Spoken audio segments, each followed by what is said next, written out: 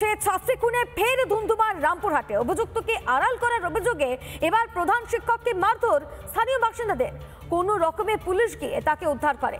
এদিকে সিবিআই তদন্ত চাইছে নাবালিকার পরিবার। প্রধান শিক্ষককে উদ্ধার করেছে পুলিশ এবং পুলিশকে ঘিরেও কার্যত বিক্ষোভ এলাকাবাসীর।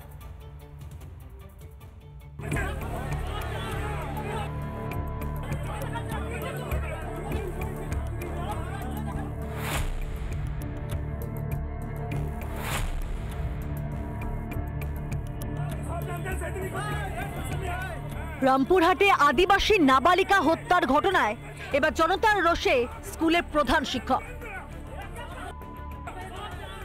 বৃহস্পতিবার সকালে স্কুলে বিক্ষোভ দেখান স্থানীয়রা। টেনে হিচড়ে বাইরে নিয়ে আসা হয় প্রধান শিক্ষককে, মারধরও করা হয় বলে অভিযোগ। মারধরের জেরে ছিঁড়ে যায় জামা। খবর পেয়ে পুলিশ গিয়ে উদ্ধার করতে গেলে পুলিশকেও বাধার মুখে পড়তে হয়। কোনো ক্রমে প্রধান শিক্ষককে উদ্ধার করে নিয়ে যায় পুলিশ। তারা দাবি করেন যে মনোজ পালের চরিত্র সম্পর্কে সম্পূর্ণ ওয়াকিবহাল ছিলেন এই স্কুলের শিক্ষকরা, তারপরও তারা কোনো প্রতিবাদ করেননি এবং এই ঘটনায় প্রধান শিক্ষককে মারধর করা হয় বলে অভিযোগ উঠেছে। এদিন রাস্তাও অবরোধ করেন স্থানীয়রা। পুলিশ অবরোধ তুলতে গেলেও বচসা বেঁধে যায়। স্কুলে বর্তমান পরিস্থিতি নিয়েও ক্ষোভ উগরে দেন এলাকাবাসী।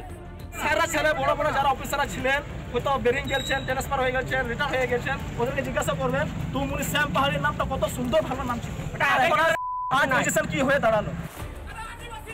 এদিকে নিহত নাবালিকার পরিবারের সঙ্গে দেখা করলেন বিজেপি নেতৃত্ব।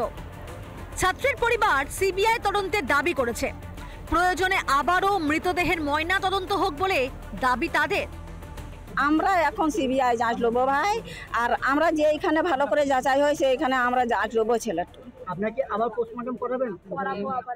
করালে চালি তো আমরা করাবো, তাও আমাদের সিবিআই যাঁচ চাই। আর ওর সাথে যতজন লোক আছে ওদেরকে খুঁজে বার করা। অভয়া স্টাইলেই এর বডি গায়েবের চেষ্টা চলছে।